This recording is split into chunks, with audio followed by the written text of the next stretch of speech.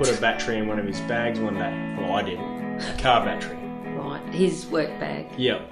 So when he wasn't expecting it to be so heavy when he picked it up. And the whole crew had a good laugh. Yeah. So yeah, just things like that. I'll have to think of some pranks to pull on you at work next time. Only good ones. My name is Mad Mumzie and this is episode 30. Hello and welcome to the Beers with the Miner podcast. My name is Mad Mumzie and this is episode 30, the first for 2017. You may or may not know, perhaps this is your first time listening, and if it is, thank you so much for joining me. I hope you'll have a bit of fun along the way and maybe get a few insights into what living this mining lifestyle is all about. I did have a hiatus over the Christmas New Year period and I kept saying I'll be back after the tennis. Well, the tennis is over and here I am sitting in my donga, back working. Not that we really had a break from work, but I wanted to let you know that I'm back and excited to share a lot of exciting things that are coming up this year. This episode is a happy hour episode where I sit down and have a chat with a young fella who I have worked with, and I think you'll enjoy this episode. I certainly learned a lot more about him than I was expecting to, and as you'll see, he's a little bit of fun. Happy hour episodes, in case you didn't know, are where we sit down and have a chat, usually over a few beers, to talk about living our mining lifestyle. I started the podcast because I get asked so often, how does a little thing like you drive those big trucks? You must be rich. How do I get a job doing that? Not everyone's cut out to be a miner, but why not? What does it take to thrive and survive in this industry? And in these happy hour episodes, that's what I ask people who are working in the industry, or perhaps they worked in the industry a while ago or a long time ago sometimes.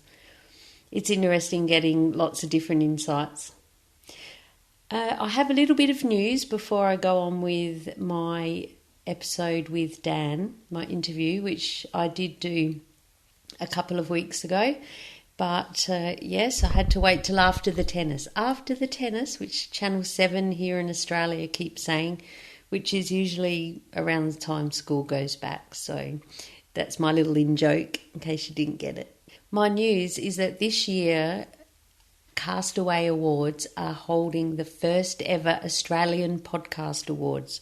If you know me, you know I am bloody passionate about podcasting. It's not just because I love to talk, but perhaps it is. I just love it because it's something as miners we can really dig into finding our favourites and listening for hour after hour as we travel and in our trucks. So I'm excited to be heading down to Sydney on April Fool's Day, 1st of April, which coincidentally is the anniversary of when I bravely hit submit on iTunes for the first time. And so the Beers with a Miner podcast has finally found a category that it fits, which is industry specific. Now, they are voted by quite a quality lot of people, podcasters and people who work in the industry as well. It's a growing industry here in Australia, as it is around the world, but especially here in Australia. And I believe there's over 180 people have entered. As of today, 1st of February, entries are now closed. The gate has closed.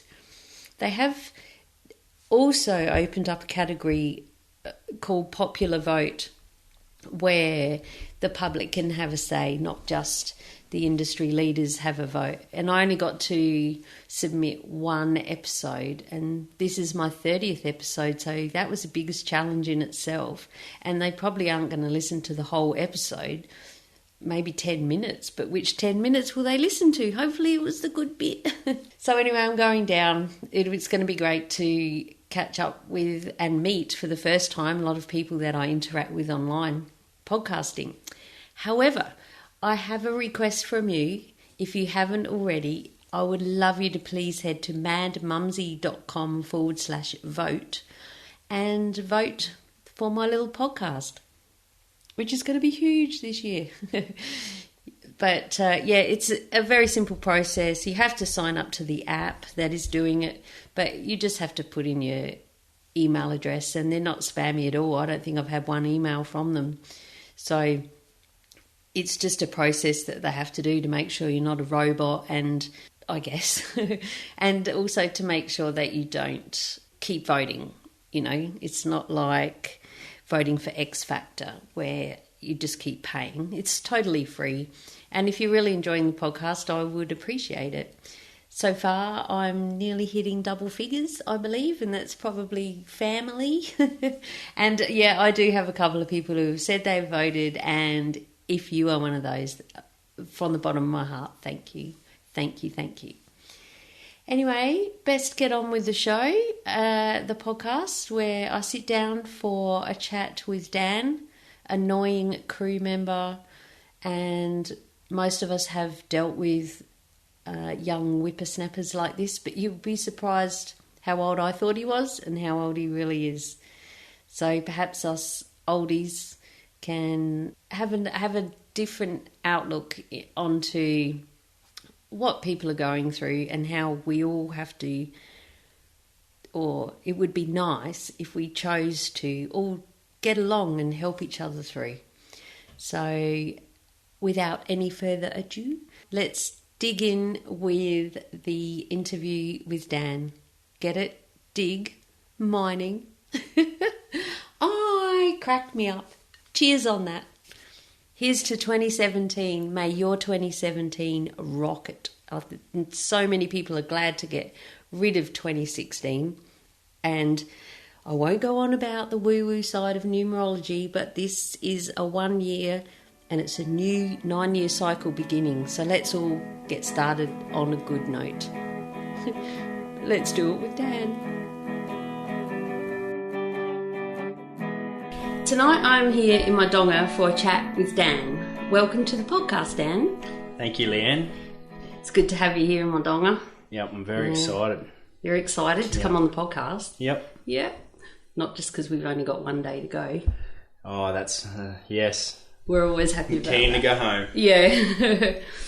Okay, so this is something I whipped up in my truck, and I'm going to start with an intro about you, but I'm not sure if you'll like it. Mm-hmm. So, are you ready? Yep. You're ready, right. Dan is an operator. He hates trucks, never wants to be at work, is a practical joker who can give it but can't take it at times. He likes to ride dirt bikes and go to the gym. I think he's about 18, but he's probably older. Dad always says, you know you're getting old when the cops look 12. Dan can be annoying because he stirs people up and he does say some things about women and girls that bug me. But he's only 18, right? I better ask him how old he is. How old are you, Dan? I'm 28. 28. Yeah. 28. Big kid. Big kid.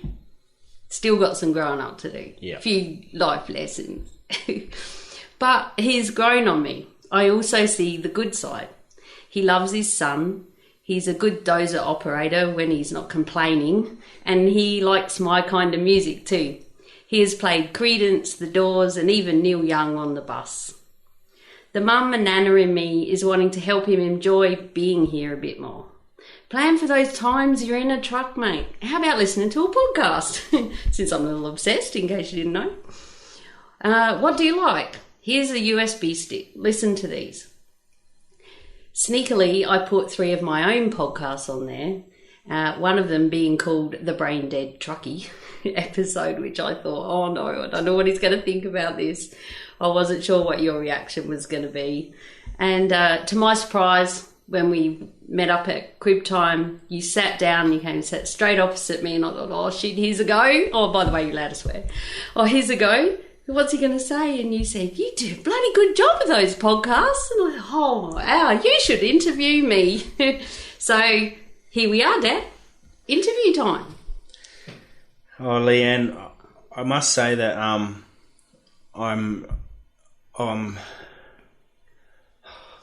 What? It's all right. You know, Leanne, I've got to say that I was really excited to come tonight, and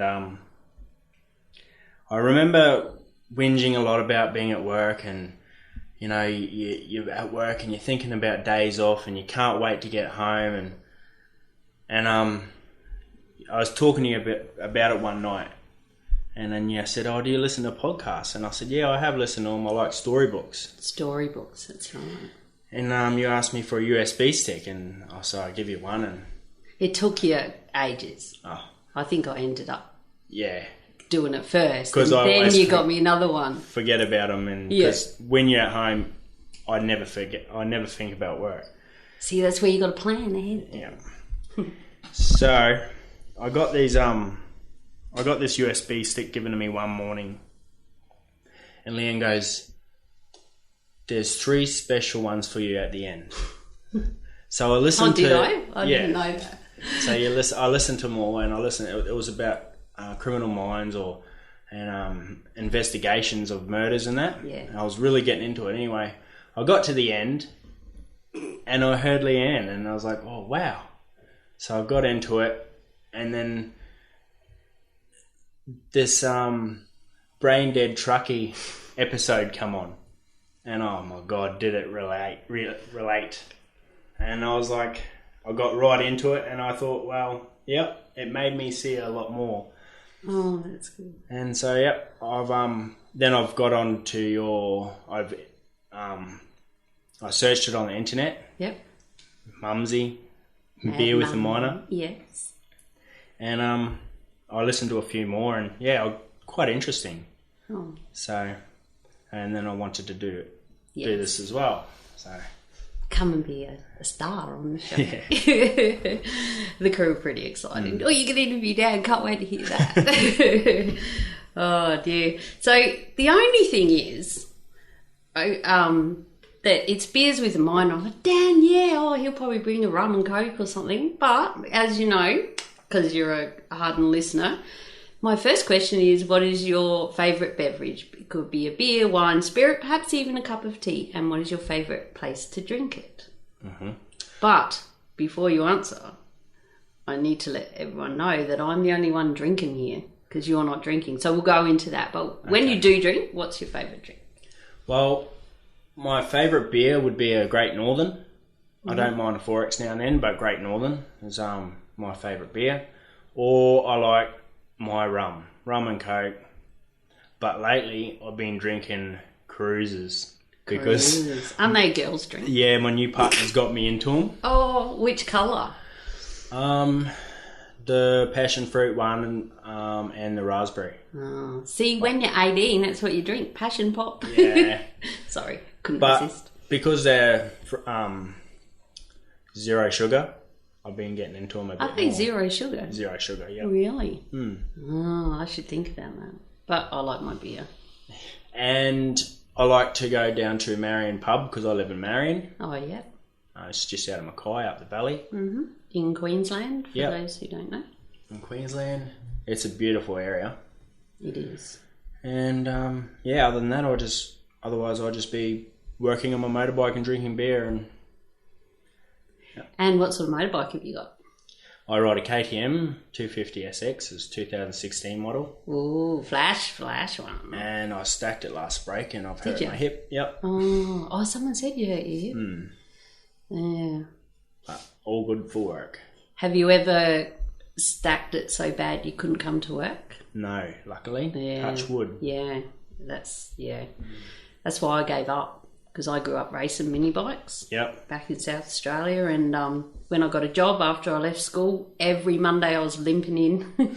I'd hurt something, and plus my dad made me, hello Dad, he made me start paying for it because I had a job now, and my first pay was $70 or $76, and I had to pay entry fee for the state titles, get a new chain and sprocket, and my whole pay was gone. So I retired. Yeah. Costs a lot of money, doesn't it? Yeah. Lucky you're a rich miner. Oh, I doubt it. We'll get on to money after.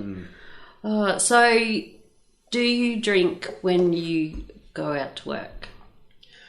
I try not to. I keep it to a minimum when I'm out here because I actually go to the gym more often while I'm out here than what I do at home. Oh, right. Well, this time in 2015 Christmas, I was 110 kilos. No shit. Yep. What are you now? I am 90.3 kilos. Wow. Wow, I didn't know that about you, Dad. So yeah, I lost 20 kilos in 8 months, and I've been really strict with my diet and what I eat and what I drink, so I can keep it off, because that's the hardest part, I feel. Not drinking. Keeping the weight off. Keeping it off. So yeah, and were you always big? No. Or did you just like blow out, got a trucky belly and all that? Yeah, just from because when I stopped playing footy, I just Hang on, interrupt. I will interrupt. You Yeah. know I do that. What sort of footy? NRL. Oh, okay. Yeah, I played NRL for most of my life, and then I hurt my knee bad and had 3 months off work and couldn't pay most of the bills, so I give it away. Yeah. And then I kept eating just as much as I did when I was playing footy. And Because you're young and you can keep it off. And being an operator, we don't do much physical work. No, we got up and down the stairs about 6 times. Yeah. That's about all. Yeah. And for a young male that just eats probably 10 million kilojoules a day, sorry. A day. Yeah, I stacked it on real quick. Yeah. And so what made you decide to unstack it? It was a New Year's resolution for 2016, and I stuck to it. So, So here's a cheers. What you? Cheers with my cordial. Cordial. What colour is it? Green cordial. Green cordial. From the mess. And I've got a beer because someone's got to keep it real around here. Let's get into your mining journey. Yep. How long have you been a miner? I've been mining for 8 years. I got my first crank at Copperbulla mine. Yeah. I was there for a few years, and then I went to BMC at Poitrel, and I was there for a few years, and then I actually took redundancy. So you took a VR? Yep, because I'd seen the money, and I thought, I'll get a full-time job again real quick. Did you plan to get it in mining or in something else? No, mining again. Yeah, Yep. yeah. Just have a bit of a holiday, take the cash and run. No, well, I started working at Hale Creek 2 days after. Oh, so you didn't even have a holiday? Oh, I had a year off at least. And then I ended up out at Collinsville, and it was a really, really hard environment to work in, a lot different than most of the other mines. Mm-hmm. So then I was moved from there to Newlands, where I am now. Because they had a big restructure. Yeah. Yeah, yeah. And I got nothing to say really bad about any of the mines or the crews I've worked with. I've had a good time with them all, and every crew I've left's been like sad to see me go. So. They're sad to see you go. Yeah. Of course they are, Dan. I always put a smile on someone's face in the crew. Yeah, you do. That's right. And normally I don't really say the names of mines and this, that and the other, but it's different if you haven't got bad things to say, we're not hiding any secrets here. No. And it shows that, so, you can move around from mine to mine to mine. You get to meet so many people doing that, don't you? Yeah, that's right. Yeah. Do you see many of them still, or? I keep in contact with a couple of close ones that, made a good impression on me through the time I was with them, and I keep in contact through Facebook. Yeah, gotta love Facebook for that. Yeah. And now and then we just meet up and catch up for a beer, or someone's going fishing, so we'll do a fishing trip or something like that, or a camping trip, or some of the boys still ride bikes, so we go on a motorbike trip at Donnybrook. Oh right, where's that? That's Sunshine Coast? No, that's have you heard of the Retreat? So it's just pretty much above the Eaton Range. Is that Donnybrook? Yep. Behind the Retreat? Yeah, where they have the big balls and buggies. Yeah. Oh, there. That's Donnybrook. Yeah. Oh, I always thought it was on the Sunshine Coast or in Brisbane. No. Oh, cool. Okay, yeah, that's a big event around here, isn't it? On the Peak Downs Highway. Yeah. Yeah. And it's beautiful. Which is a there. major mining road, isn't it? One we're on all the time. One of the dangerous roads in Queensland, Peak Downs Highway. It is. And all the oversize. You just get a cop driving at you on the fog line on your side. Get off. And it's really sucks when you're going home after night shift and you get stuck behind a wide load. Oh yeah, getting behind them, especially at the top of the eating range. Yeah. You've got to wait, take them an hour to get down there sometimes. So they go pretty slow. It's a big part of, I suppose a lot of people just see them on the road. So you know the bigger trucks, they take up the whole road, don't they? Both lanes and over a bit. Yeah, they usually stop the traffic down the bottom for about 45 minutes sometimes. Yeah, and you really need to factor that in. Like a lot of people who fly, come home, have a shower, get in the car, go because I'm catching the 11 o'clock flight. You could get held up by anything, especially those oversized. Yeah. And then you'll have them coming each way. I don't know how they pass each other. They must communicate. You pull into that because there are a few little offshoots where they all get off. Yeah, I think they just all communicate through the UHF. Yeah. But they're annoying sometimes. They pick their times. I video them. Do you? Yeah. When I pull over, I get my phone and hold it up to the windscreen and usually wave to the nice policeman. Because I do, it's good to show, my grandson, he's 15 now, he probably doesn't care so much. Yeah. He's been seeing it for years. Oh yeah, Nana videoing again. And and you don't know what's coming. Or because I've got a handheld UHF. Yeah. So you'll hear that it's 8 metres. Yeah. Or 10 metres, some of them. That'd be the widest, I think. 10. Yeah, I think so. Yeah. And so you think, 10 metres or 8 metres, that's a big one. We're getting off. You've got to start picking somewhere to go. And it's hard when you've got to get off the road and it's on a big slope like this to help all the water drain. I'm going to roll if I go off there. Yeah.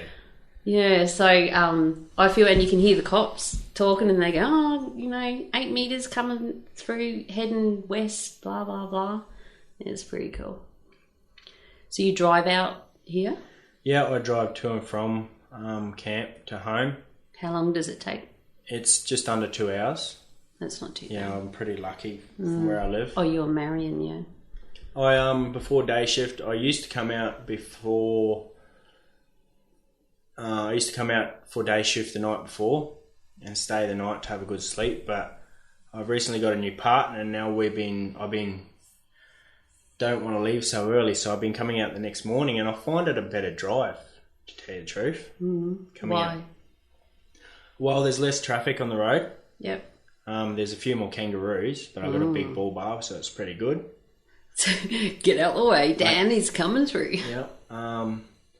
So it's dark. What time do you leave home then? I get up at 2:30 and I'll leave at 3. Oh. But I don't know. I have a good sleep. I go to sleep early the night before, and I wake up. I have a shower and get me coffee and me roadie coffee, and off I go. That's a 2 roadie coffee trip.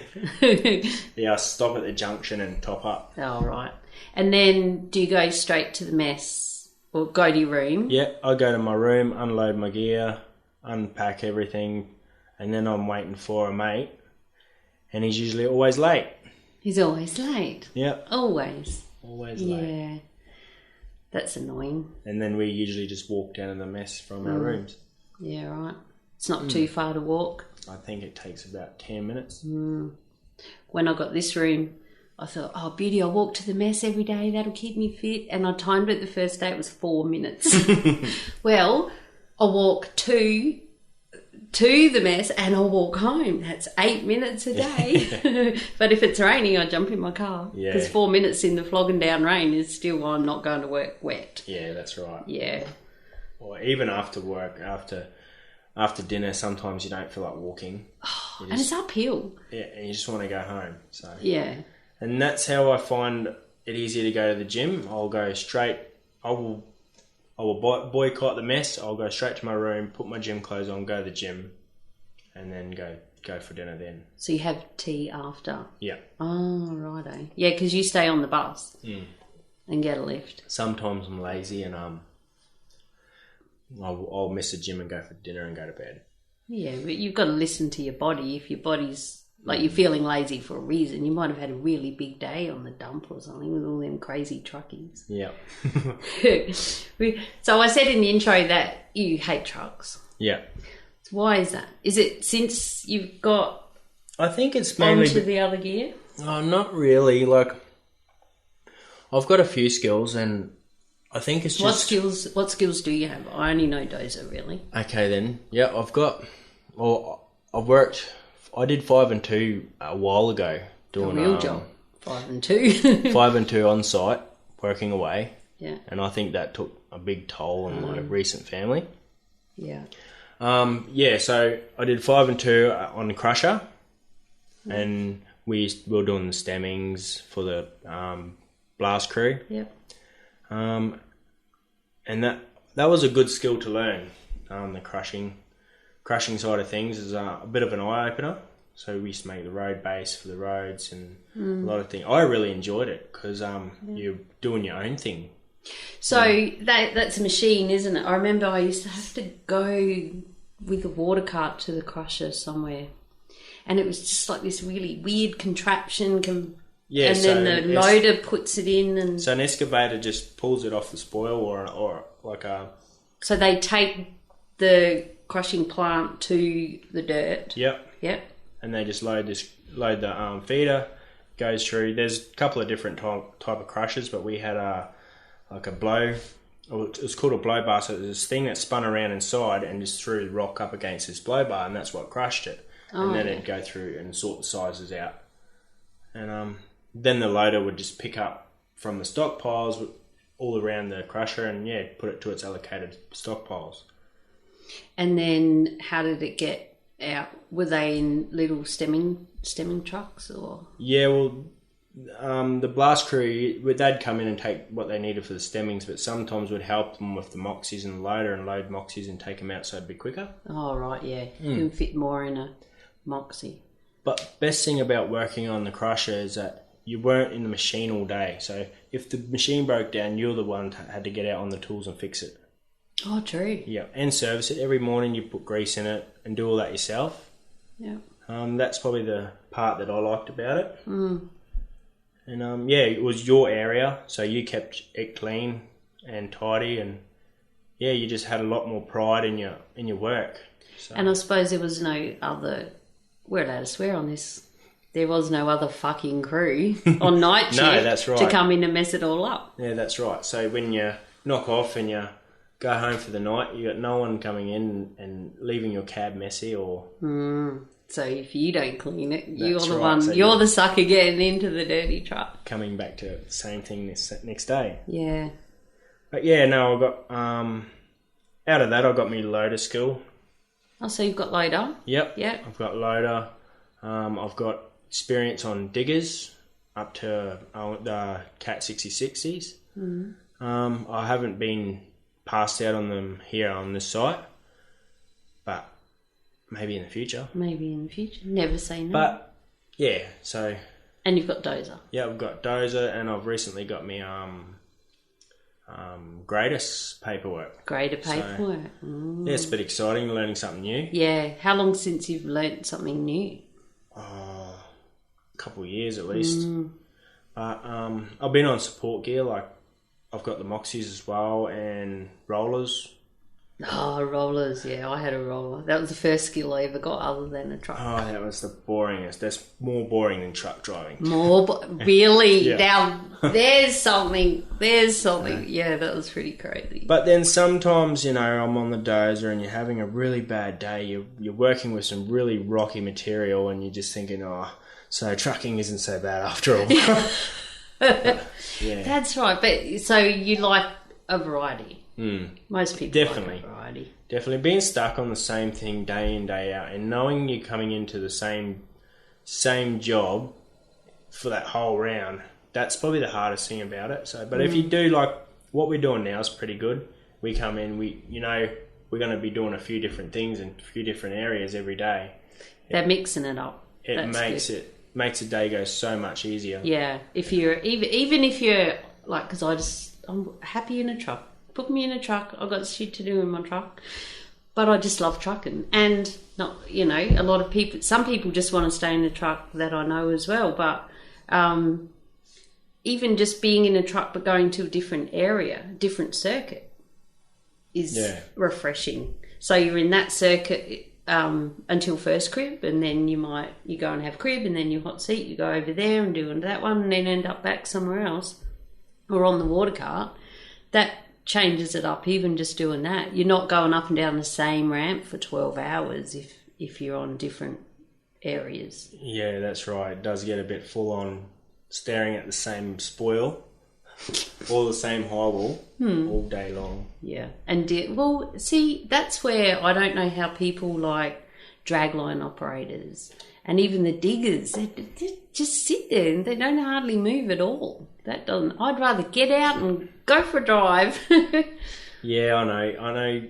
But the thing is that you're concentrating on something in front of you that you need to do, and you're pretty much making yourself your own targets for the day, or until how long you got in that machine. Yep. So, that's what I look at anyway. So another thing I found that was a lot worse than truck driving is the dozer push. Hang on a minute. Worse than truck driving. I've got to focus here.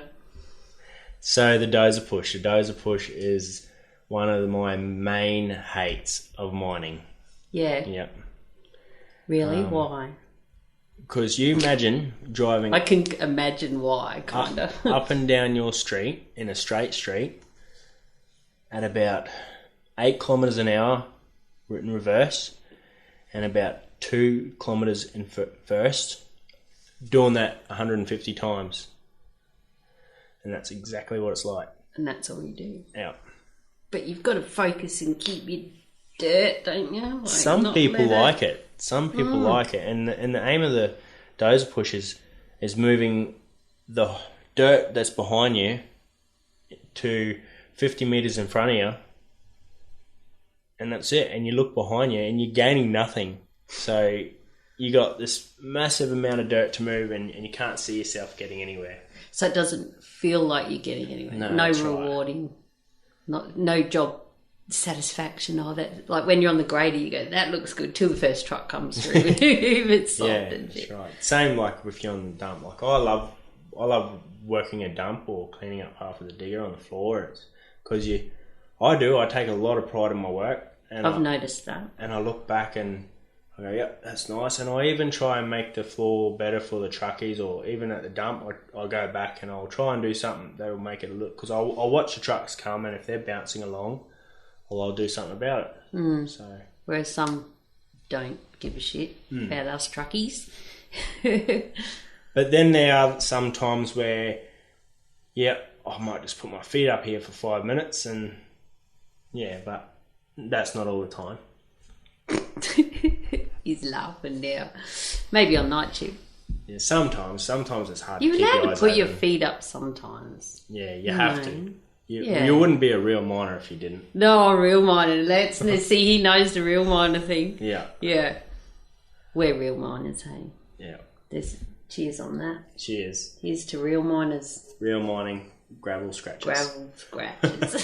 It's funny because we've got, 3 undergrounders, ex-undergrounders who are now gravel scratchers on our crew. And I'm going to interview them. And they like it better. I've asked them that. Have you?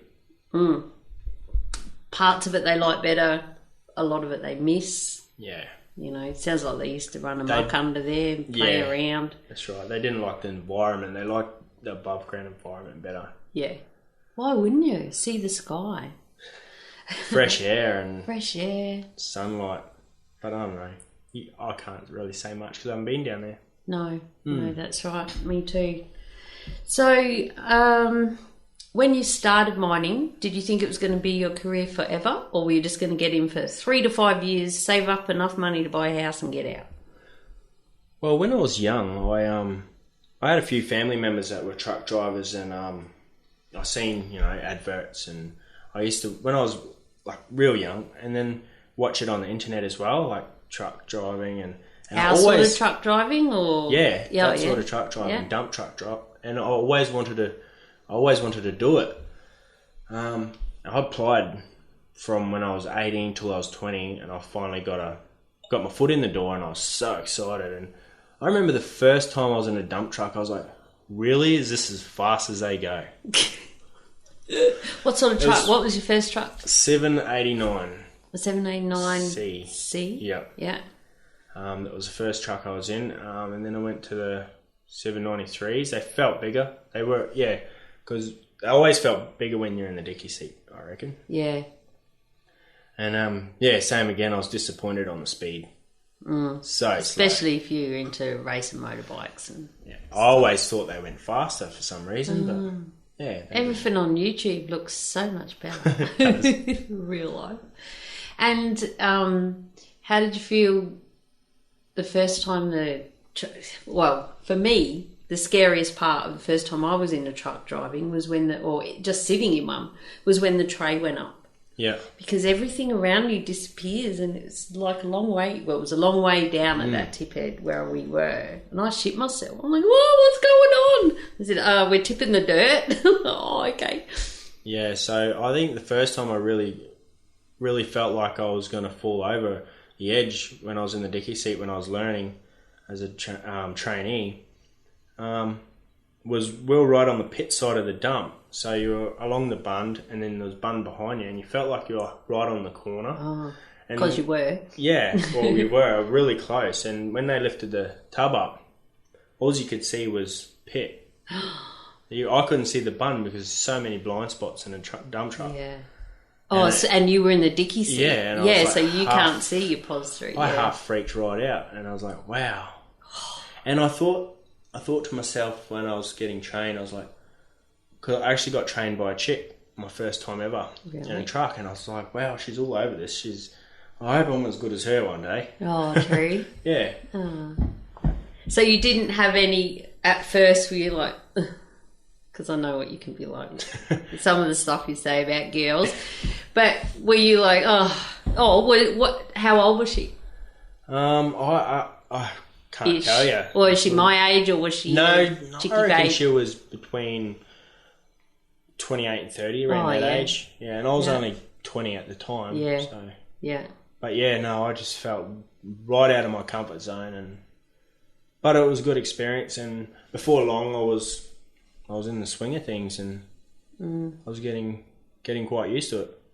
So when you first started, what did you struggle with the most? Time away, being away from your family. I reckon that's the hardest thing. Being isolated from all your friends and family, and waiting to get back to your camp to talk to people, and knowing that your friends are having a good time and you're going to night shift and they're getting on the piss, or you've been invited to a party but you're going to night shift, or you can't even have a drink. Yeah. Or you're getting home from work and you got to go to bed early, and your mates are all partying on over the weekend, and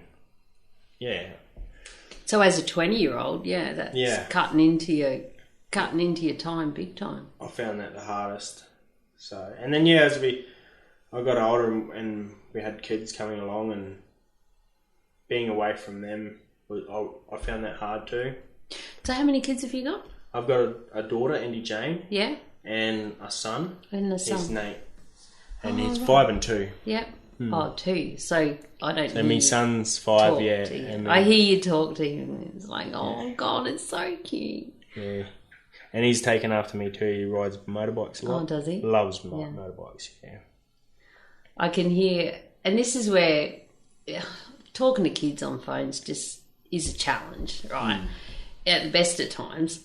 And I can hear you go, mate, put the phone to you. I can't hear you talk. Yeah. I'm talking to you now. You got to stand still, mate. Talk into the phone and speak clearly. Yeah. Or he's put the phone down or something. Put your mum back on now. Yeah. Not that I'm eavesdropping. It's a bit hard on the bus sometimes. Yeah, that's right. I only got a small window there to talk to him. We do, don't we? Yeah. And so that put a strain on that relationship because you're not in that relationship anymore. No, that's right. I split last Christmas, just after Christmas. The Christmas before last? Yep, not 2015. Yep. Yeah. 2016 Christmas. Oh no, 2015 Christmas. Ah, sorry. see? Yep. Hey, it's a new year now, then. Right. Keep up. That's what mining does to you. Mm. But yeah, I think it was the 5 and 2. I did that for 8 months, and so I'd go to work Sunday afternoon for Monday day shift, and I'd work till Friday afternoon and go home, and I'd be home around the 5 o'clock mark on a Friday, which was good for early knock on a Friday. And then, yeah, I'd have the weekend 2 days with them, or day and 3/4, and then go back. And we say, jokingly, I say, oh, that's a real job. You know, people do that all the time, 5 and 2, but they go home every night. Yeah, that's right. You know, so to be away for 5 and 2, a lot of our big bosses do that out here. I don't know how they do it. Different if you live in the mining town, they are home every night, but a lot of them don't. They, you know, at that level, that's how it is. They're Monday to Friday jockeys. Yeah, I did. I enjoyed it, to tell you the truth. I enjoyed the 5 and 2. It was same kind of work, but it just felt like I was being rewarded a bit more, and I was being noticed a lot more than what we do. We just do our roster here and we go home, and then the other people come in. So yeah, and then and when we're here now, that other fucking crew, they're out there, and then we'll go in the morning. What have they done? And then you have to fix it all up, or they blame us for shit. We blame them. Yep. You know, have you heard that song? There's a song, and it's actually called "The Other Fucking Crew." That's why I say it. And I was at this mine once, and they used to play it over the two-way when shit went down. It was hilarious. But I think it was more about, it was an underground song. Oh, yeah. But it's the same concept, you know. They've stuffed everything up while we were gone. And I'll have to look that up and listen to it, I think. Yeah, you will. That's what's cool. Yeah, old fella next door, he knew it well. Yeah. So what is, your favourite roster? Do you think that 5 and 2? Or if you had your choice of roster? If I had a choice of roster, I'd go back to what we were doing before 7 and 7. So it was a lifestyle roster. Lifestyle roster, no pajama day. Yeah, that's right. We do 5 on, 4 off, 5 on, 5 off. So yeah, something like that. Yeah, it was good because you'd get a short weekend sometimes. Yeah. Sometimes you only worked for 4 days. Yeah, that's the short weekend. Sometimes you're only off for 4 as well. And you were guaranteed, they call it the lifestyle roster because you're guaranteed 2 weekends off every month. Yeah. Well, we do get 2 weekends off every month, this one. Oh, we do now, 7 and 7. Yeah. Yeah. But it was good because, you know, you're working one weekend, you got the next one off. And you're not doing such a big stint away. I know it's only 2 extra days and 5, but it may sound like bugger all. But when you're stuck out here, it does kind of drag on, especially when you do your first day or your first night and you go, 6 to go. 6 to go. And then someone says, only 14 crib breaks to go. Yeah. We've only got 2 to go. 2 crib breaks to go now. Yeah, I know. I can't wait. Can't wait. This time tomorrow I should be at home. Not tomorrow. Next day. No, this time tomorrow. Aren't you going to work tomorrow? Yeah, well, this time tomorrow we'll be home. Oh, this time tomorrow? Yeah. Oh, yeah. I won't. I'll be here. I'll go home in the morning. Oh, right, yeah. I'll stay the night. Usually I go up to town club, but I'm not going to this week. Oh, yeah. Yeah, got some stuff to do. Got my grandson coming up. Oh, that's exciting. This break, yeah, he's 15 now. He's about 2 foot taller than me as well. Run him up. Yeah, so, get to see him for a few days this break, which will be good. What about fatigue? How do you, let's talk about, say, night shift. How do you handle night shift? Are you sleep well or not? Well, I'm renowned on my crew to be a pretty good sleeper. I'm talking about at home, Dan. On days off? No, at work. Well, yeah. Oh. So what's the deal? Do you sleep well at home? Oh, I sleep probably less than I do. Yeah. Because of just by choice. I know, so many things to do, and I'm always busy. Yeah. I'm really never at home, so it's pretty good. Yeah. Actually, now that I've met this new partner, so yeah, things in my life are changing around for the good. So I'm starting to settle down again. Look out. And it's good actually. That's good. I've noticed a change. For the good, I hope. For the good, yeah. At first, when I told my daughter on the bus on the way home, I said, I'm doing an interview in my donga, the first one in this donga. And she goes, who is it? I said, you know that annoying fella I was telling you about? And because I don't know if you watched The Block, but in 2016, The Block, which is a renovation show on Australian TV for those overseas listeners. Yeah. And there were two young fellas on there, and they were, we're just teachers. I think they were teachers. We're not, and they freaking were doing really well, and they kept saying, we're just a couple of teachers, don't know what we're doing. But they used to always do practical jokes, and they always picked on the old couple who I related to. They reminded me of my Uncle Bob and all this sort of stuff. But the difference was they'd give shit to people, and then they'd turn around and they'd do all these practical jokes back to them, but they'd just laugh. Whereas you, if it gets stuck back at you, you have, I wouldn't say a cry and a sulk and carry on, but you do. Or sometimes. You did. You've changed. Yeah. But people aren't picking on you as much. Yeah, well, I do like to give it out.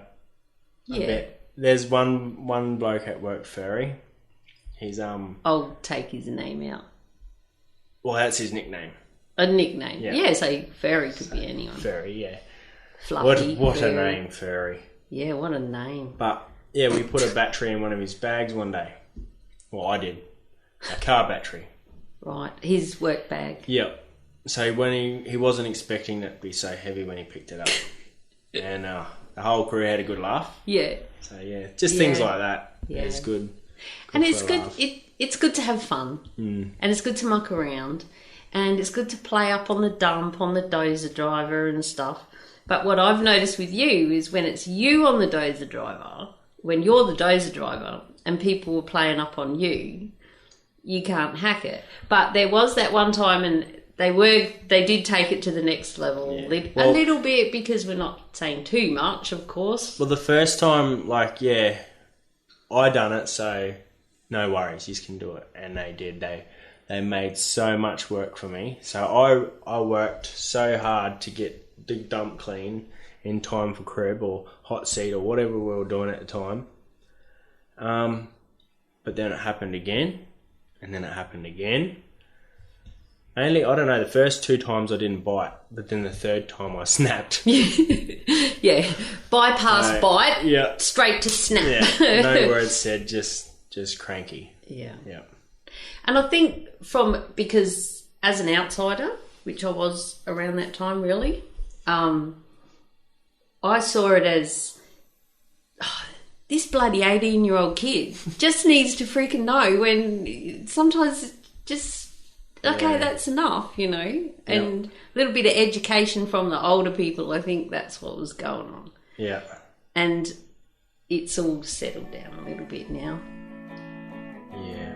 Until they listen to this podcast and they go, oh, yeah, that's right, let's give it a Yeah, that's right. Start it up again. Yeah, that's right. You can blame Mad Mumzie. Now for a word from our sponsor.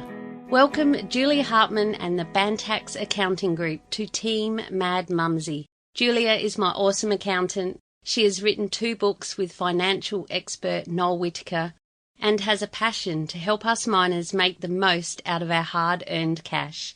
Head to bantax.com.au/miners. That's BANTACS to download your free miners booklet and a spreadsheet that will help you calculate the weight of your tools you need for your job. Why, you ask? Well, you might be able to hitchhike a ride with them and claim your trips to work. Sounds confusing? Not at all. Just head over to bantax.com.au and let Julia and the team help you out.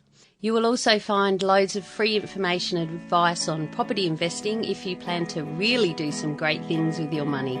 Again, that's bantax.com.au/miners and tell them Mad Mumzie sent you. So, when you're out here on night shift, okay, so we know that you have been known to still be in line in a truck because you've nodded off a little bit, And which it happens. nodding a lot of off. people. I know a lot of people do it. Because if you're waiting in line for a long time, it's hard on night shift. For new people listening, that is a big challenge. Let me tell you, if any truck driver says they don't nod off when they're waiting, you're bloody lying. Bloody liar. Yeah. I get a bit too comfortable. I reckon it's the purr of the truck, especially them. The purr of the truck. Yeah. Is that a cat truck? Get it? No, the Terexes, they've got a big lounge chair in them, and they've got two big armrests, and as soon as you put the seat back, well, there's your first mistake.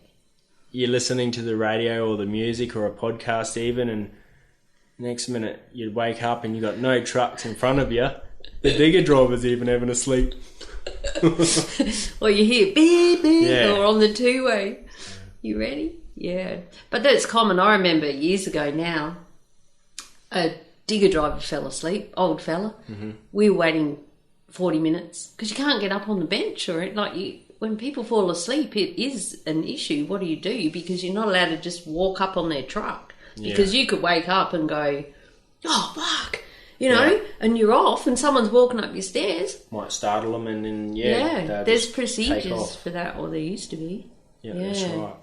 It's called sleeping on when you're meant to. Yeah, that's right. Yeah, but probably a good tip is don't put your seat back.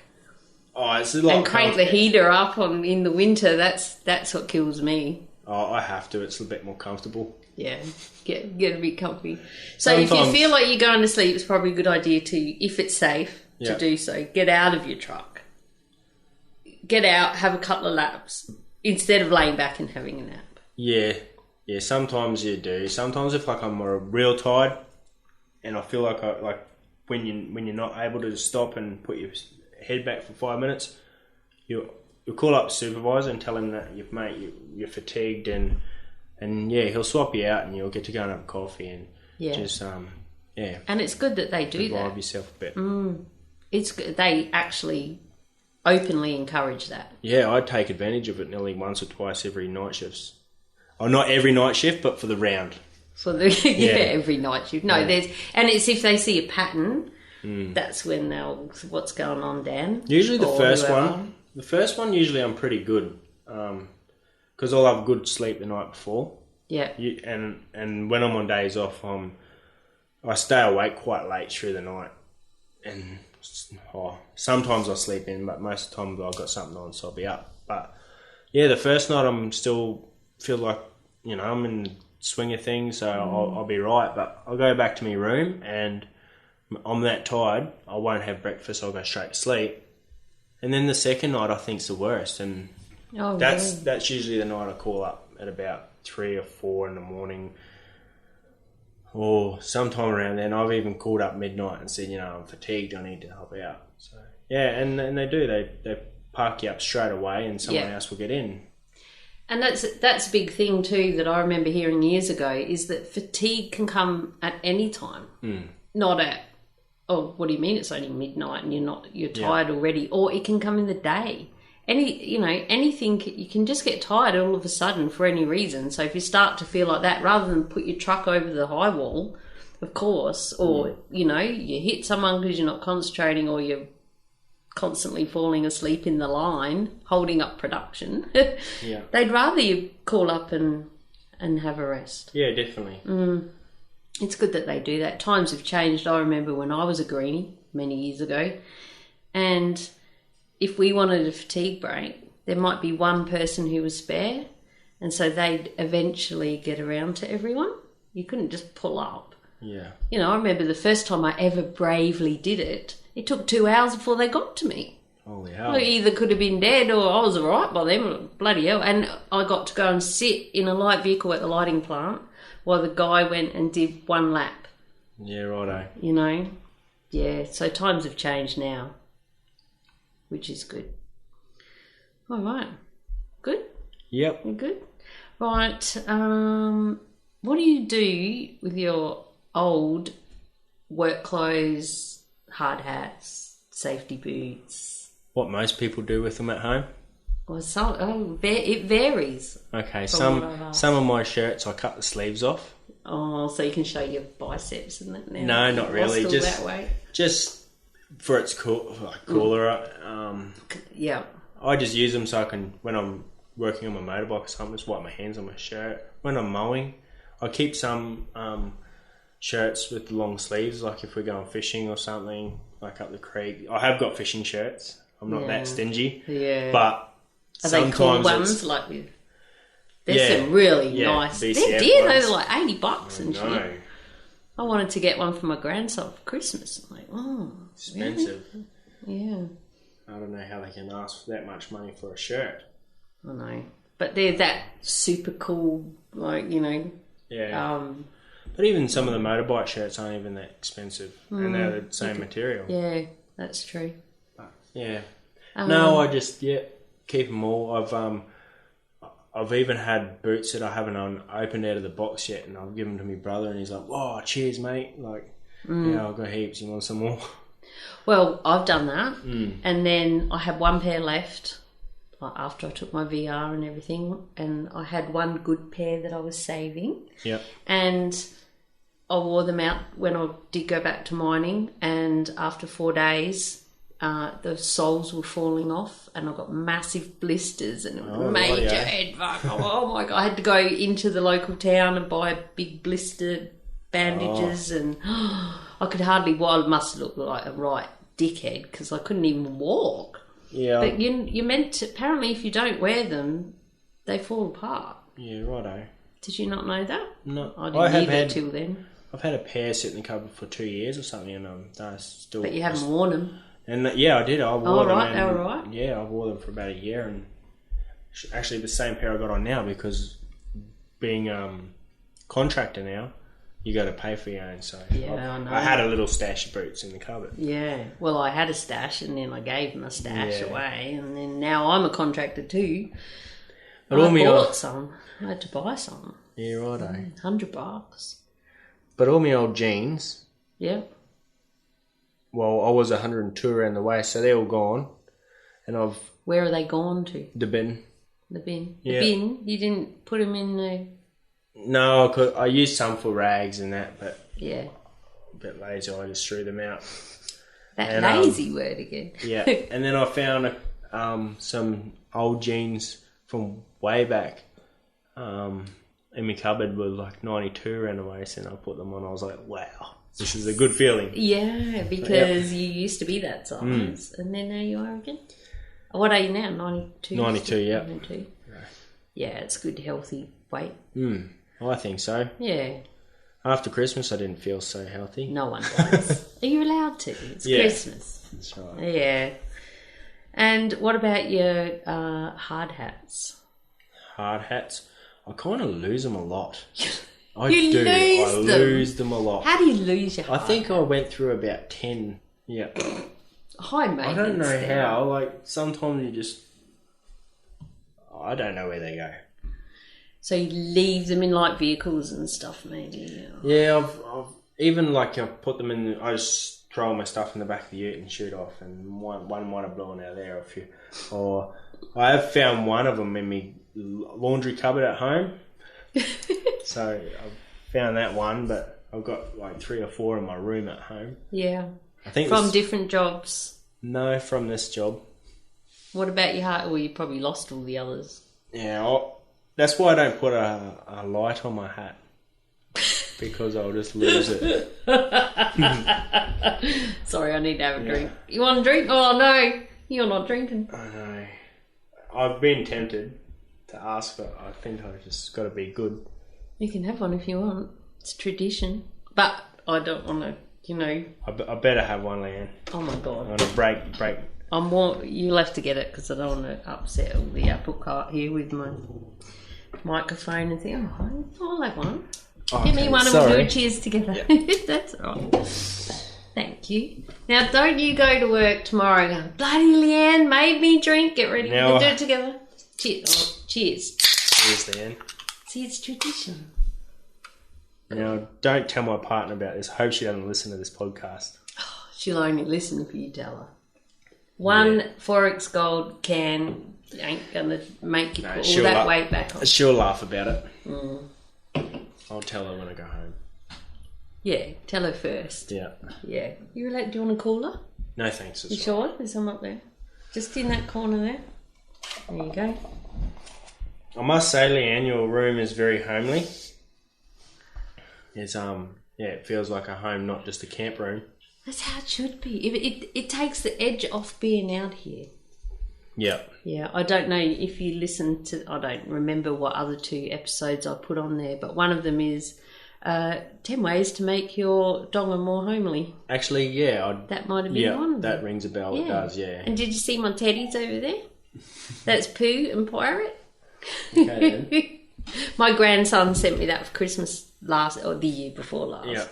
It's a poo. It's a shit. It's one of those. It could be chocolate ice cream. No, he said it's a poo, Nana. It's one of those emoticon things. Yeah. But you know that emoji. Emoji. That's yeah. Yes. It is. It's an ice cream. It's actually a chocolate ice cream. That's what it's supposed to be. A soft serve. Oh, so it's not a poo. It's not a shit. Ha, no. Cody. Yeah. But yeah, a lot of people thought. I even thought it was that. Oh, right. Well, he thought it was so much that he bought me one for Christmas. Bloody boys. Oh, dear. Right, let me have a look on my list here. So, are you a rich miner? A lot of people think you'd be a rich miner. Well, working in the mines. I must say, no, I'm not.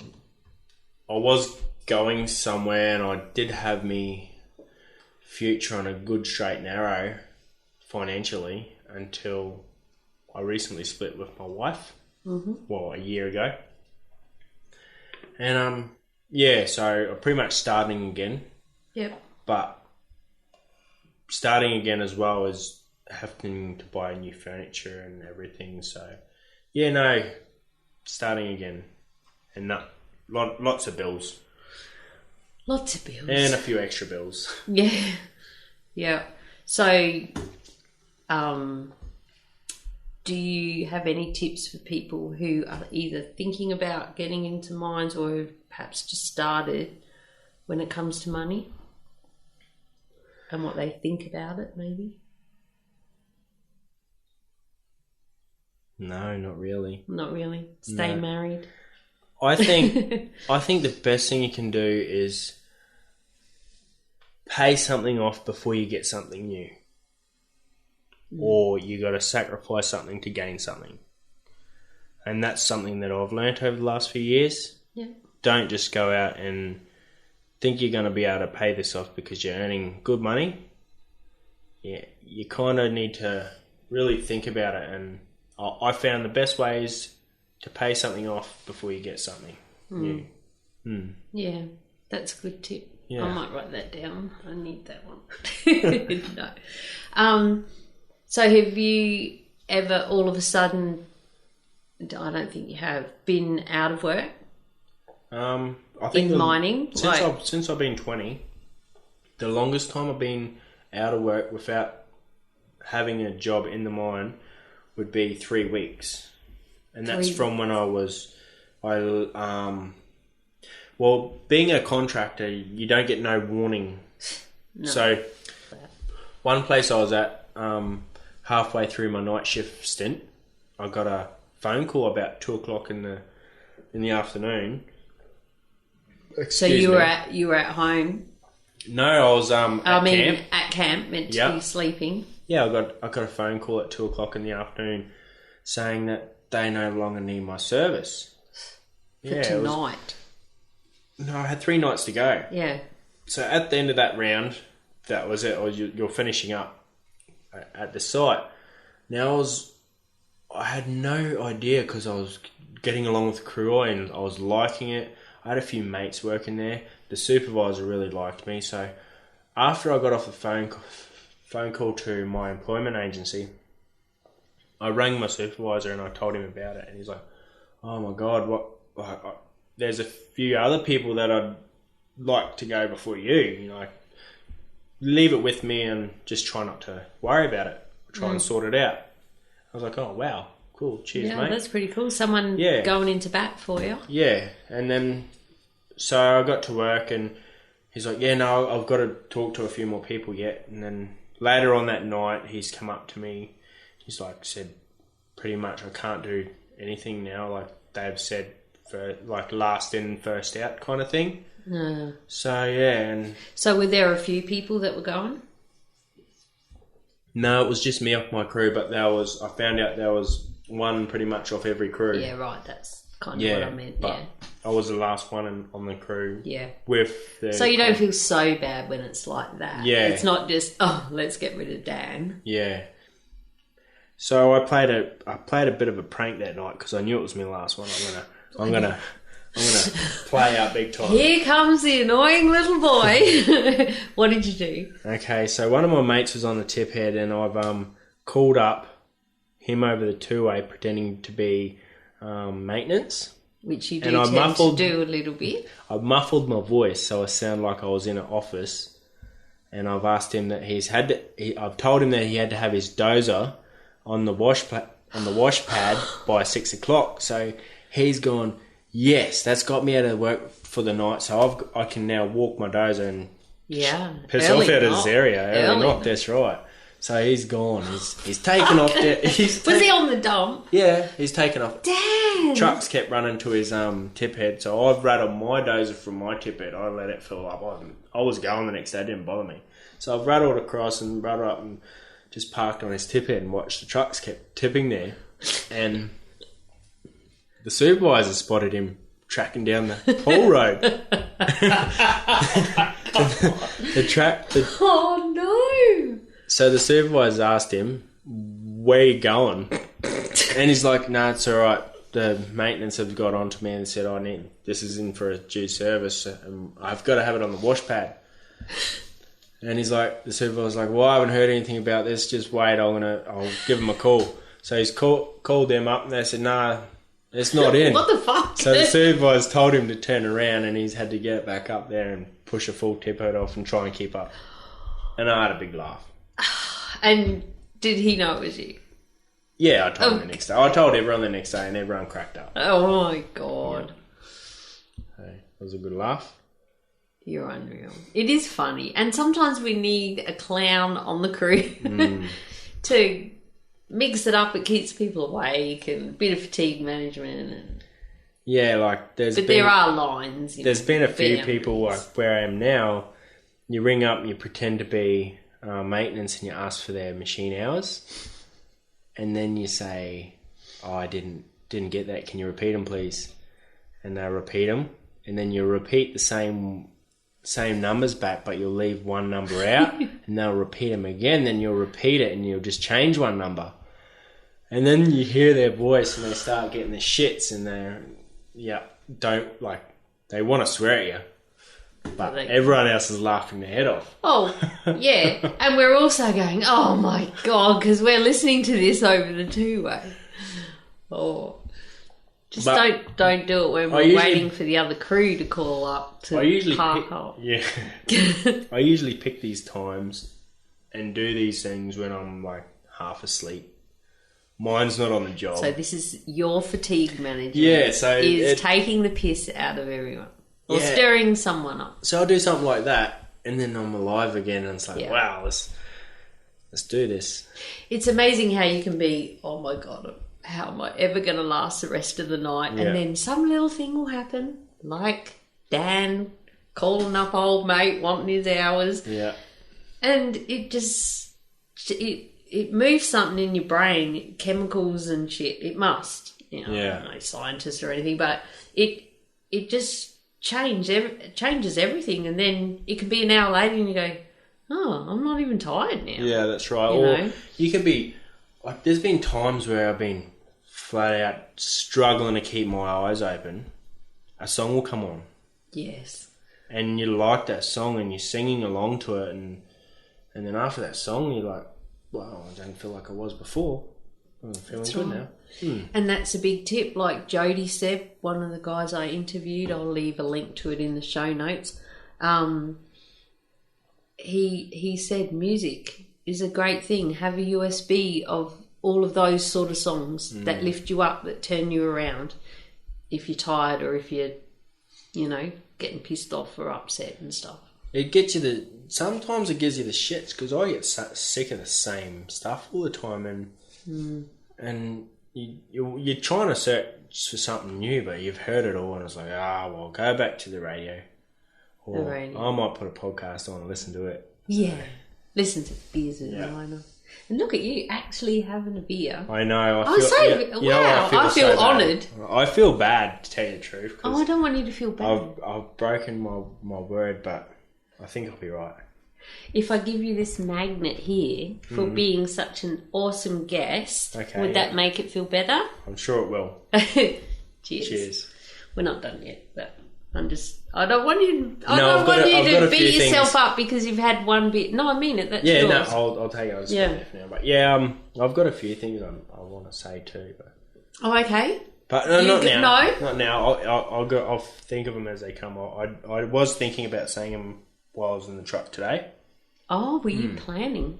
Oh, it's just a few things that I'd like to say. But... Well, go now before I hit you up with my last couple of questions. Okay, well, I had a really nice surprise this week out at work, and I think it's a tip for some of you partners out there, or wives, or girlfriends, or boyfriends. Or boyfriends. Plenty of us chicks were working, remember? That's right.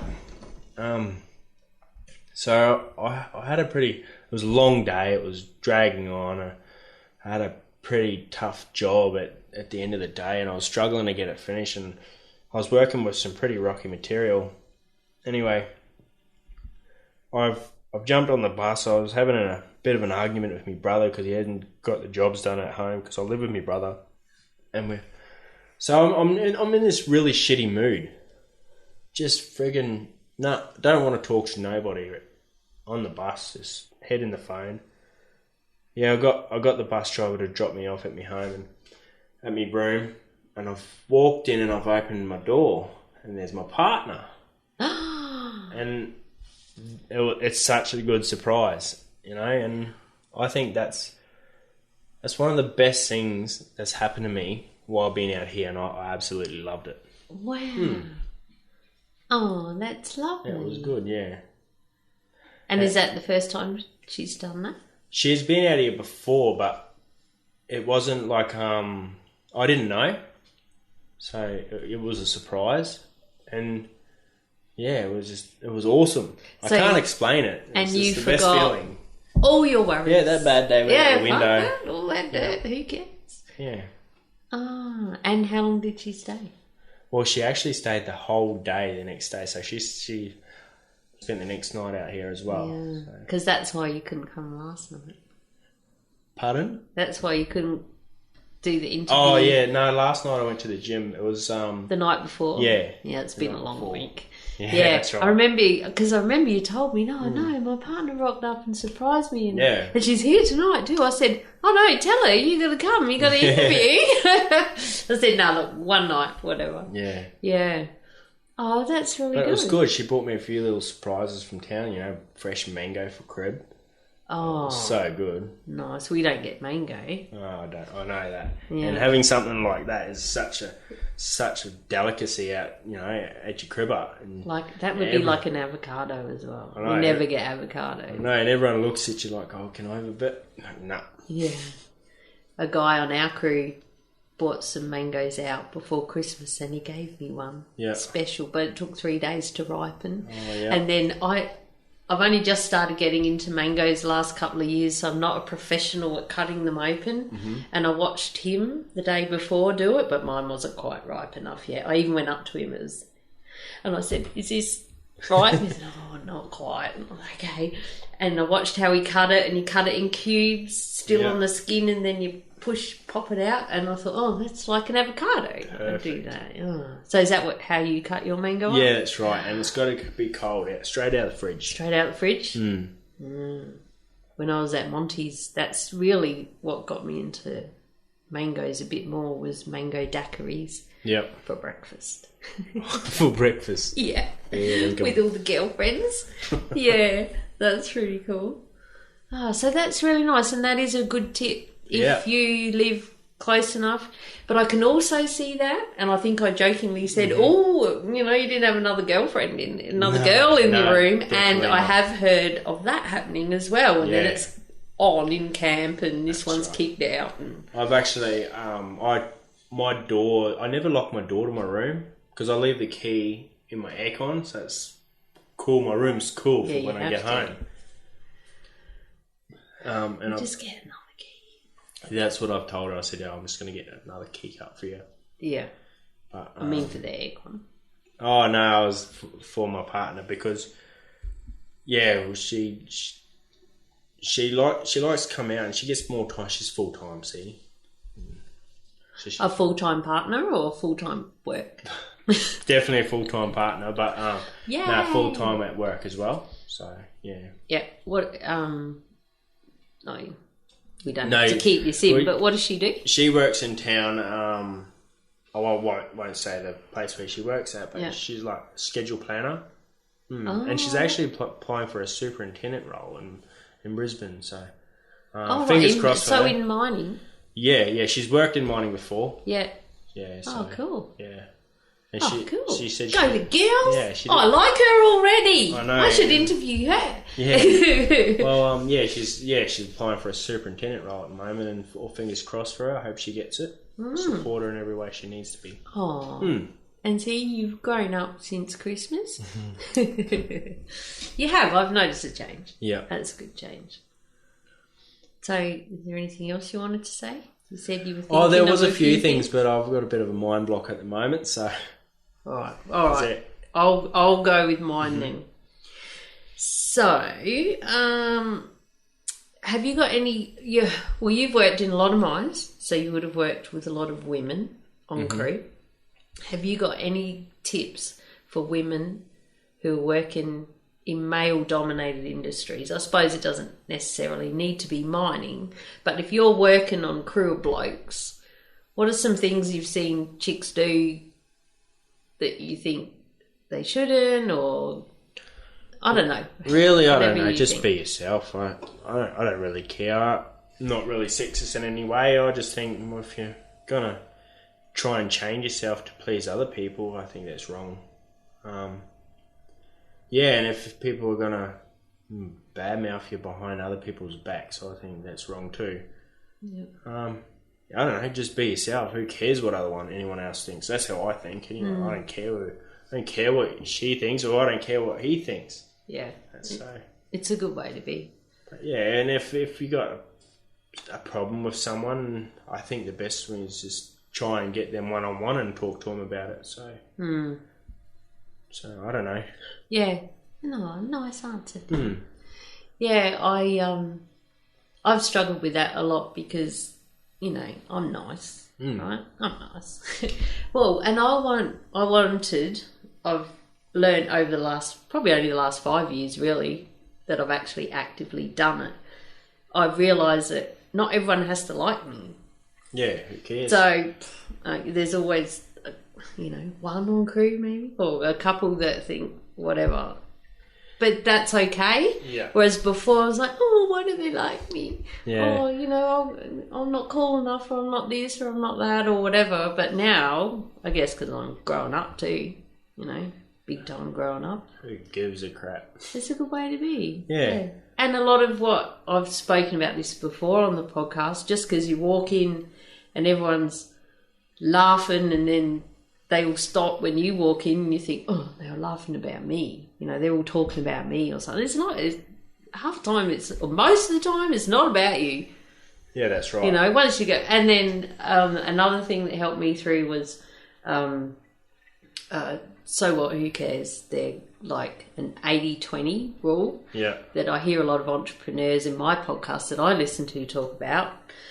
But I changed it to 80% of the people will like me. Yeah. 20% don't. So if I come across someone that's a bit, I'm getting that vibe, I just go, 20%, doesn't matter. Yeah. And if you let things like that get to you, it's going to take a bigger toll on you because you're away from your natural environment.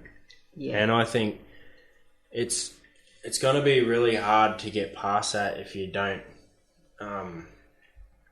if you don't just hit the nail on the head when you need to. But yeah, and I think mining is the biggest shit stirring place and backstabbing and brown nosing you can get. I think our crew at the moment, I think it's probably one of the best crews I've had, been with for it. Like, it's pretty much none of it goes on, I feel. A little bit here and there, but not as bad, because we've only got a small crew. Yeah. Some of them big crews that I've worked with, and like you would have yourself, so bad for it, and the backstabbing's just ridiculous. Yeah. And that's something, another good tip too, and I really consciously tried to do it when I came back into mining. Just stay out of everyone's shit. Don't get involved in gossip and everything. But it doesn't take long, and you're like, oh, this one, that one, and try not to worry about what everyone else is doing, and just worry about what you're doing. Yeah. And that's kind of what I like to do. And sometimes someone will give me the shits because they're on that more than me when I've been here longer than them. But then I think to myself, yeah, well, see, you're letting it get to you, Dan. Yeah, pull your head in a bit. Pull your fucking head in, Dan. Pull your head in. You know what? I'm the only one who's sworn here. You don't swear that much, do you? I try not to. No, it's good. I like that. Oh, thank you. Oh, yeah. Cheers. Cheers. Okay. So anything else you wanted to say about women? No? No? That's it? No, just be yourself? Yep. Yep. Cool. Because I've heard different degrees of be yourself and still stay a woman to you're on a male's crew, so become one of them. You've got to become one of the blokes. We're in 2017.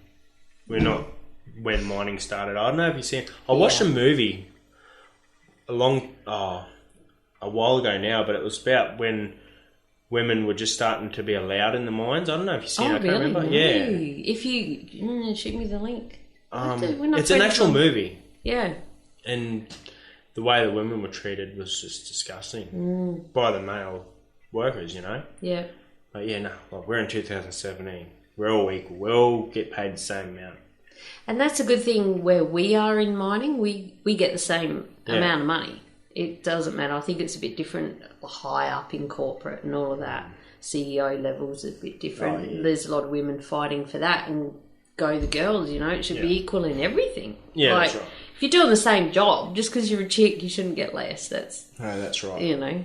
Really. You can kind of understand in, say, sport, because not as many people would watch the women.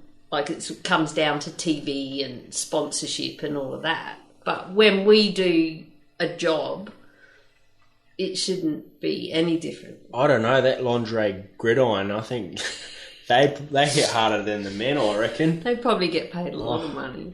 Some of that's crazy sport. Yeah, that's full on, that, eh? I know. I watch it. Do you watch it all the time? No, where I go to get my hair cut, it's really like a really sporty place. It's a young man's hairdressing. Yep. And it's awesome. Like, he just does cool style cuts. But then he's got beer in the fridge. He'll give you beer, and he's got like that going on those TVs, and it's awesome. Yeah. Hey? So I'll go there. I don't know, once a month at least. Yeah. And yeah, it's good. It's a good environment. He's got them old Atari games. Oh, really? Them ones you sit down on, and you used to put money in it. They used to be at pubs Yeah, and stuff. pubs. Yeah, That's when I was a kid. I was so excited. He's got them in there, and Space Invaders. Yeah, that's it. Yeah. See, I know my shit. That's you talk about my childhood there. Yeah, I've never been a real big game console. Was that you? Yeah. That come up the other day, and I said, I'm surprised you're not a gamer. No, I'm an outdoors man. Yeah. Always Get out. My younger brother, he loves his PlayStation 4. Yeah. And I've sat down and I've spent, I'm probably over exaggerating here, 10 minutes, and I've had enough. Yeah. Yeah, I'm not into it. My partner, the real miner, he's a gamer. Yep. Loves it. But he puts the headsets on and does the talky thing while he's blowing people up. Yep. But that's how he connects with his son. Yep. He goes out and they blow people up together and they have a chat. Anyway, how's it going, Dad? Yeah. Well, that's what he might find relaxing, you know. Dad, he's whatever his name. I don't know what they say. I don't listen. But he goes, oh no, he's coming online. I'm gonna play. Yeah. He might find that relaxing. So that's his thing. Yeah. That's right. You've got to find, and that's one of my questions. Yeah. Good segue there, Dan. What is your happy place when life turns to shit? Where do you go? What's your happy place? Motorbikes. To turn it around. My dirt bike. Yeah. Yeah. Just get on and go for a blast. Yeah, get some mates together. Get me brother, someone that's free. Even my partner. We just throw the bike on the back and we'll head out to a track. Does she ride? She's learning. Yeah, well, she has ridden. But yeah, no, she enjoys watching me ride too. And I find it just everything. You don't worry about anything when you're riding, and when you're hitting them jumps, it's awesome. And when you can beat your younger brother like no tomorrow. Very competitive when it comes to my bikes. Yeah. And I get the shits when people beat me. Yeah. So, do you competitively race, or you just go out and go on tracks? Yeah, no, I just go out and probably not race in competitions. Yeah. Race me mates and that. And yeah. But there is a competition that I'm racing. I have raced and I am racing again this year. There's the Grassery Beach Races. Oh, are you going in there? So yeah, cool. I'll enter that and I'll compete in that. And a few flat track races, so which is you're just racing in a circle on dirt. So pretty much just done that myself. Yeah. The aim of the game is to get around that corner as fast as you can. Don't hit the fence. In the bend, yeah. That's right.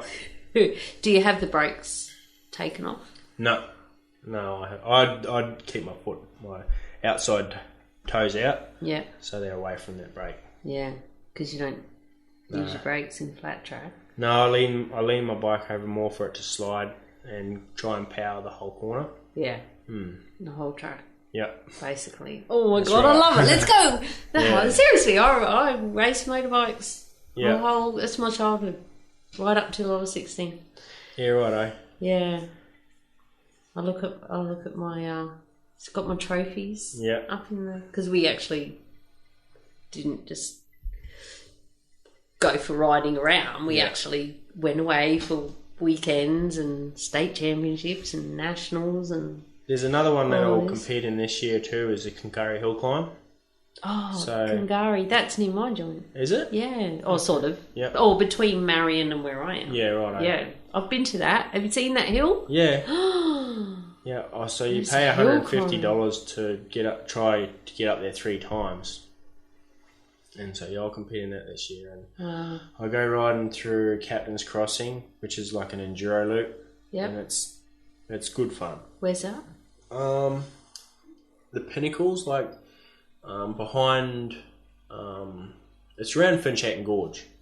Oh, nice. In the Pioneer Valley in Queensland. That's right. Yeah. Beautiful. Yeah.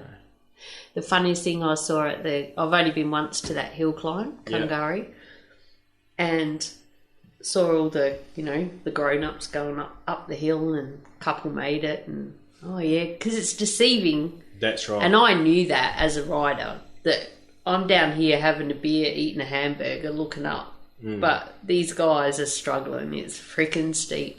And then when they had, after lunch, the kids went out on their motorbikes and they got, a few metres up and they were stacking it. But the funniest thing was watching the dads walk up the hill to get the kids' motorbikes and they couldn't even walk up it. Yeah. Like, holy fuck, that's steep. Yeah. So that's your happy place? Yeah, Getting definitely. out on your motorbike? Yeah, or fishing or camping. Something outdoors anyway. Yeah, outdoors. Yeah. That's a good thing. Always get outside when you can. Yep. Another question that I'm asking a lot of people now is any advice you have for new people that have just started or they've just got their start date and they're about to go and get they've got their dream dump truck operator job and they're about to go on a crew. Have you got any advice for them? Yeah, definitely. See a lot of young kids come in these days, and they're trying too hard to fit in, or they're trying to be funny, or they're just trying too hard to, I don't know, talk themselves up. I think the best thing is to sit back, see how everyone works, sit back, be quiet, and just do your thing instead of being out there. Yeah. I think that's my outlook on it. Just sit back, see how everyone works, and just be quiet, and instead of just trying to be out there and fit in. Yeah. When you first start. That's right. Yeah. Yeah, that's a good. And yeah, definitely listen and take it all in as much as you can. Listen is a big thing. Yeah. Anything else? I'm talking like I'm an old experienced person. I know, you're these young blokes. But yeah, I feel no, old. but you are. Well, you've been mining for 8 years. Yeah. You know, that's a lifetime to someone who's, oh my God, just got a job. Yeah. There's a few people in my town who have all just got starts, and, you know, they're grown men and they've never done mining. They've heard about it. Yeah. You know, a lot of people think that it's the answer to everything. I won't bang on about it because I always do, Mad Mumzie does, but they think, get a job in the mines, that'll fix everything. But it can also fuck everything. Yeah, that's right. So that's why I do what I do. It's like in one of your episodes there, you know, if you're made to be a miner or you're not made to be a miner. Are you cut out to be a miner? Right, that's the other one, yes. Yeah. Sometimes it's not just yourself, it's your family. Is your family to cut out to do it? Or, yeah, exactly. Is you and your partner, can you do it? Can you work together? Like a big thing I reckon is trust. If you haven't got no trust in your partner and to be working out here, it's not going to work. If you have trust issues now, don't come mining. That's right. Or don't work away. Definitely. It doesn't necessarily have to be. Because that's just going to be playing in the back of your head. And when you haven't got your phone to ring or be able to contact that person, your head is just going to go on 1,000 miles an hour, and you're going to be thinking of the worst. Especially at 3 o'clock in the morning, driving up that ramp, and your brain just fries. You think all the worst case scenarios, don't you? That's right. Yeah. And I've recently just discovered this. You know, having with my last partner and my wife, it was a trust issue, and it's the hardest thing. And I realised how easy it is when you have some trust in someone. When you have someone and you trust them, how easy it is to come to work. You miss them and you want to be home, but that's all you got to worry about. You're laughing. Yeah. So that's right. And to openly talk about everything, about when you're away and stuff, and have a plan, especially if you've got a family, you know. And I won't go into that again because quite a few of my interviews have been about that, for families, what they can do. Like with Kirsty, we did 2-part interview because she's written a book, Separated by Work, and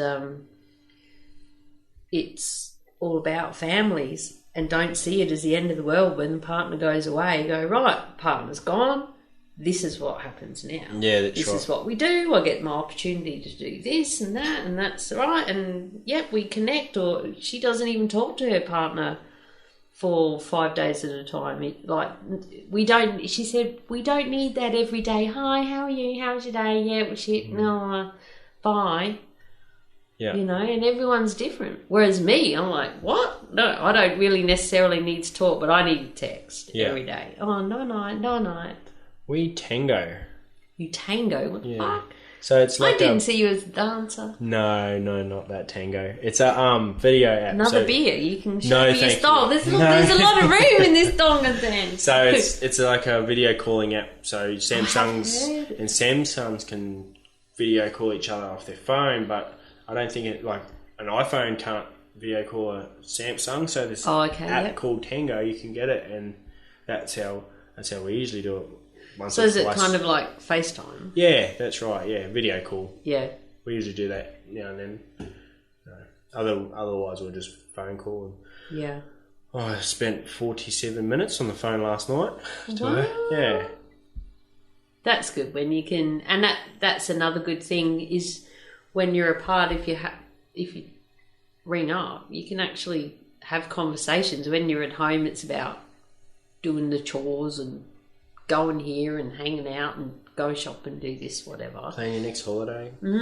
But if all you've got is to actually talk, sometimes that can help a lot of people too. And it just gets your mind in the right frame of mind to go to work the next day too, I feel. Yeah. So, yeah. So is your mind in the right the right frame of mind for tomorrow? This year, not this year, but the last 6 months, I'm going to say, my mind hasn't been in a better state of mind while I've been mining ever. Really? Yep. That's huge. I know there's a few little things that I worry about, like bills. Oh, how am I going to get? I've got to be trying to spend your money when you're thinking in a truck. You know what I mean? Just trying to spend your money wisely. Yeah. Trying to sort your pay out, get your bills paid, little things like that. But if that's all I got to worry about, I'm laughing. So. And at least you've got money coming in to decide which bills to pay. That's right. And you've got your new partner. Yeah. So, and everything's just, hunky-dory at the moment. We like hunky-dory. Yeah. And when... That's really something that I wanted to talk about. The hardest time when I was coming to work, I found out at work when my partner was having an affair. My ex-wife was having an affair. I found out at work. Oh, you were at work when you found out? Yeah. Oh. And it was the hardest thing because I used to catch a lift out to work. So I had to get a lift in a town. And everything was just in the air. It was chaos. Yeah. And then the hardest thing was coming back and facing everyone, looking at everyone, and them knowing that you've just pretty much split with your wife. I felt like a failure in a way, like because I didn't make it work and I was spending too much time at work. But now I look at it, wasn't meant to happen, wasn't meant to be, and I realise it's true because I'm so happy now. I'm very happy. So. And you've got two beautiful kids from that relationship. Yep. Yeah. Do you see them much? Yep. Yeah. Yep, I do. That's good. Yeah, we have a parenting plan in place. And a parenting plan. Yeah. I haven't heard of that one before. No, it's just a thing where you... It sounds good. I'm not taking the piss. It sounds... Yeah, no, so you know when your time is with the children. Yeah. So. Yeah. To find out at work, I worked with someone who that happened, and he had his car at work and got in his car and just burned off and was going to kill someone. Yeah. No, we were all so worried about him. So worried. And, it was hard when he did come back to how do you, how's it going? Yeah. Walking on eggshells. And that's a big thing as crew. We know we're family. Yeah. We all become family. And it's, this one's struggling, this is happening, That's and right. Everyone... It's good to help each other out. Everyone on crew has a problem, has some sort of drama, and I think that's where they get that "Are you okay?" from. Are you okay day? Or you gotta ask that. But... I interviewed the CEO of Are You Okay? Oh, rightio. Yeah. I'm pretty sure it's episode 19, which is madmumzie.com/beers19. Yeah. Brendan. Yeah, and we spoke for ages about all of this. Yeah. You have to listen. I will. I'll listen to that one. Yeah, no, when I did come back to work, I realised how everyone just wanted to help. They just wanted to see if you're okay. You didn't need any help. Oh, that's so and it was good. Yeah. Oh, I'm going to cry. And like the crew that I was with at the time, it was me 5 and 2 crew, and they were just all worried about me. And because I had the full week off work, and I was missing so many phone calls, and I didn't want to talk to anyone because I was just isolating myself. And that can be dangerous. Yeah. So we got through it, and when we come back to work, they just made it easier. Yeah. Yeah. Back to your little family cocoon. Yep. Other family. With the annoying frickin' brother. That's what I said to Zoe, you were. Oh, this fella, he's one of those annoying brothers. Yeah. But tonight, I see you as a nice brother. No, cool. And a lovely fella. Cheers. And I'm proud to know you. Cheers.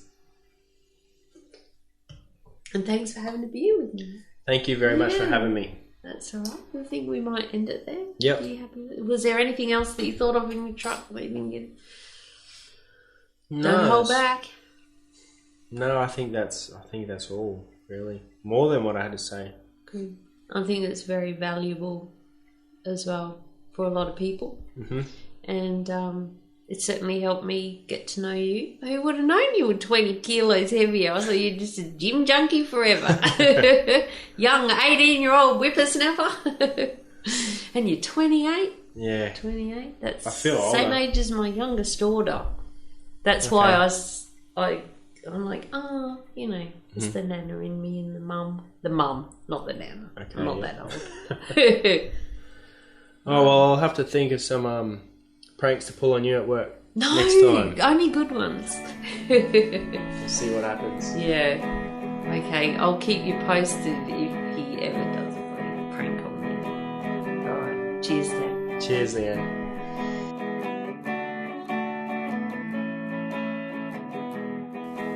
Thank you so much for listening, and please remember you can vote right up until, I think it's around the 20th of March 2017, towards the end of March, by heading to Mumzie, MADMUMZIE /vote. And you just pop your email in and hit vote. Thank you so much. I would really appreciate it. And if you want to subscribe in your favourite podcast app, you'll never miss an episode. Thank you so much for listening, and until next time, stay safe, be real, be special, and have fun, for we only live once. Cheers. Oh, and of course, thanks to Julia from Bantax Accounting, my lovely sponsor, and head over there. So make the most of your money. You're going to be a miner. Make the most of your money. And thanks to Cookie for your tunes. Looking forward to the new ones, girlfriend. This is a long one, I know, but hey, we're in a truck for a long time, so it's probably crib. Okay, catch ya. Cheers.